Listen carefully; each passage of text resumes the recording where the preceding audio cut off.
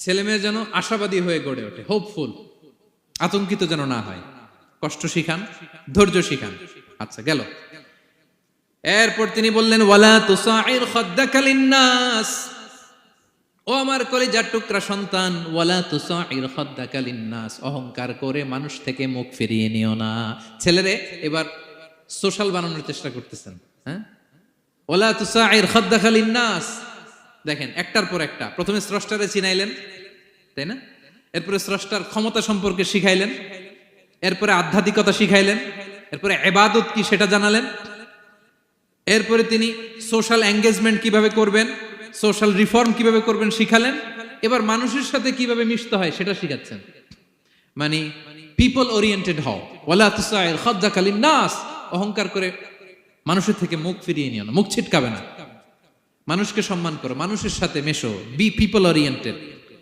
আমাদের অনেক ছেলে মেয়েরা মানুষের সাথে মিশতে পারে না। দোষ কার? বাবা মায়ের, শেখায় না। একটা সময় আমাদের মনে আছে, ছোটবেলায় মেহমান আসলে আমরা এত খুশি হইতাম, কি বলেন? মেহমানের কাছে যাইতাম, সূরা শোনাইতাম, কবিতা শোনাতাম, এটা খেলতাম, ওইটা করতাম, যাওয়ার সময় আমাদেরকে টাকা দিয়ে যেত, হায় রে খুশি। এখন দেখবেন টেনে হিসেবে মেহমানের সামনে আনা যায় না। এরকম আছে না নাই? অনেক ফ্যামিলিতে এরকম আছে যে তারা সারাদিন ডিভাইস নিয়ে, এই ডিভাইস আসক্তি এত মারাত্মক পর্যায়ে পৌঁছেছে যে তারা মানুষের সাথে মিশতে পারে না। এই পাবলিক ওরিয়েন্টেশনটা অনেকের নাই, পিপল ওরিয়েন্টেশন নাই। অনেক ছোট বাচ্চা, মেহমান আসছে, তুমি একটু আসো, সালাম দাও, বসো, আসতে চায় না, বসতে চায় না, কারণ ওরা শিখানো হয় না। সারাদিন দিয়ে রাখছে কি হাতে?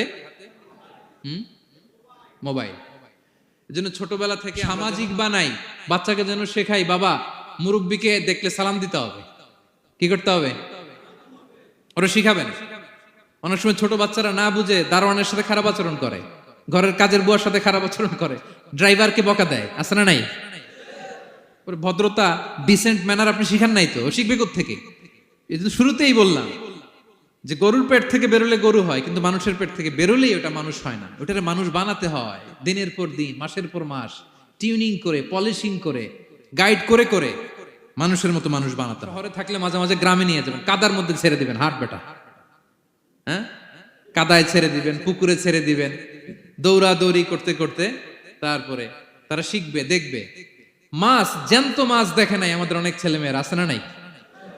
ওরা ভাবে মাছ বোধহয় ওই ইয়ের মধ্যেই পাওয়া যায়, শপিং মলেই পাওয়া যায়, ফ্রিজের মধ্যে থাকে, এরপরে এটা খাইতে হয়। জ্যান্ত মাছ দেখলে দেখবেন ভয় পেয়ে গেছে। ছেলেকে বডি ল্যাঙ্গুয়েজ শিখাচ্ছে, বাবা হাঁটার সময় এইভাবে হাঁটতে হবে। ওয়ালা তামশি ফিল আরদি মারহা, অহংকার করে রাস্তা দিয়ে হেঁটো না। এখানে তামশি বলতে শুধু হাঁটাই না, অহংকার করে ড্রাইভ করো না, অহংকার করে হুন্ডা চালিও না। এরকম আছে না নাই? আমাদের ইয়াং ছেলে মেয়েরা হুন্ডা একটা পাইলে এমন আওয়াজ করে তারা চলবে, অসুস্থদের ক্ষতি হয়, ছোট বাচ্চারা ভয় পেয়ে যায়, মাঝরাতে মানুষ লাফ দিয়ে ওঠে ঘুম থেকে। এরকম আছে না নাই? আমাদের সন্তানরা যেন এরকম না হয়। রাস্তা দিয়ে চলতে বিনয়ের সাথে হাঁটতে হবে, ভদ্রভাবে হাঁটতে হবে, কারণ রহমানের বান্দারা অহংকারী হয় না, তারা বিনয়ী হয়, ঠিক কিনা? وعباد الرحمن الذين يمشون على الأرض هونا وإذا خاطبهم الجاهلون قالوا سلاما। রহমানের বান্দারা রাস্তা দিয়ে যখন হাঁটে, দাম্ভিকতার সাথে হাঁটে না, অহংকারের সাথে হাঁটে না, বিনয়ের সাথে রাস্তা দিয়ে তারা চলাফেরা করে, ঠিক কিনা? তো ছেলেকে হাতে ধরে ধরে বডি ল্যাঙ্গুয়েজ শিখাচ্ছে, বাবা অহংকার করে হেঁটো না, মানুষের অহংকার সাজে না, অহংকার সাজে একজনের, তিনি কে? অহংকার কার চাদর? আল্লাহ বলে, এই চাদর ধরে যদি কেউ টান দেয়, ওরে আমি জাহান্নামে নিক্ষেপ করি, ফালা উবালি, আই ডোন্ট কেয়ার, ওরে আমি জাহান্নামে ফেলবো। অহংকার করার কি আছে আমাদের? কিছুই নাই, ঠিক কিনা? ডায়রিয়া যদি হয়, লুজ মোশন যদি হয়, 5 বার টয়লেটে গেলে এরপরে চেহারার দিকে তাকানো যায়? বিছানায় পড়ে হা হু করতে শুরু করে, তো কিসের অহংকার আপনার? লুজ মোশন 3 দিন যদি হয়, হায় রে, চেহারার দিকে তাকানো যায় না, সুন্দর চেহারা ফ্যাকাশে হয়ে গেছে। তো এই মানুষের অহংকার করা সাজে না। ছেলেকে বিনয়ী হওয়া শেখাতে হবে, বাবা বিনয়ী হও, তোমার বডি ল্যাঙ্গুয়েজটা সুন্দর করো, তোমার কথা বলায়, তোমার চলনে বলনে সবকিছুতে যেন একটা মাধুর্যতা থাকে, একটা কোমলতা থাকে, শেখানোর দরকার আছে না নাই?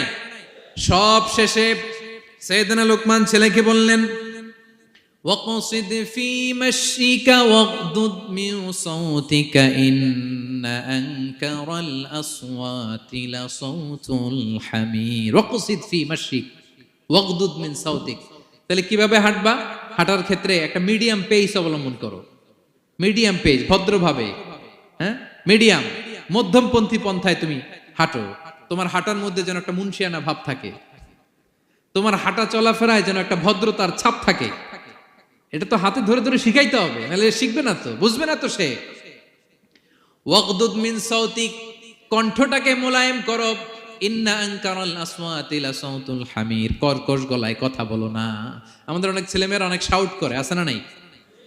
কেউ কি শাউটিং পারসনকে পছন্দ করে? আমরা লাইক করি? Nobody likes a shouting person. আপনি মালয়েশিয়ানদেরকে দেখেন কত কোয়াইট এন্ড কাম। হাজার হাজার মানুষ একটা প্রোগ্রাম করতেছে, একটা সাউন্ড নাই। আমাদের তো অনেক বলতে হয়, অনেক অ্যানাউন্সমেন্ট, অনেক এই সেই। ওদেরকে কিছু বলতে হয় না। ওদের আমি অনেক বড় বড় প্রোগ্রামে জয়েন করেছি।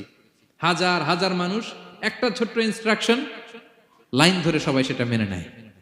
ছেলেকে শিখাই দিলেন চলতে ফিরতে একটা মাঝারি মোলায়েম ভদ্র একটা পেস অবলম্বন করো, আর কণ্ঠটাকে নিচু করো, কর্কশ ভাষী হয়েও না। কেউ পৃথিবীতে কর্কশ ভাষীকে পছন্দ করেন? যারা চিৎকার করে চেঁচামেচি করে, আল্লাহ তাদের কণ্ঠকে গাধার কণ্ঠের সাথে তুলনা করেছেন এখানে। দ্য ব্রেইং অ্যাস, গাধার আওয়াজের চাইতে পৃথিবীতে নিকৃষ্ট কোন আওয়াজ হতে পারে? আল্লাহ বলে, তুমি কি তোমার কণ্ঠকে গাধার আওয়াজের মতো করতে চাও? যদি না চাও, কণ্ঠটাকে মোলায়েম করো। কর্কশ ভাষায় কখনো মানুষকে সম্বোধন করো, কারণ কর্কশ ভাষীকে, এই শাউটিং পারসনকে কেউ কখনো পছন্দ করে না। তো এই উপদেশগুলো আমাদের ছেলে মেয়েদেরকে দেওয়ার দরকার আছে না নাই? আল্লাহু আকবার।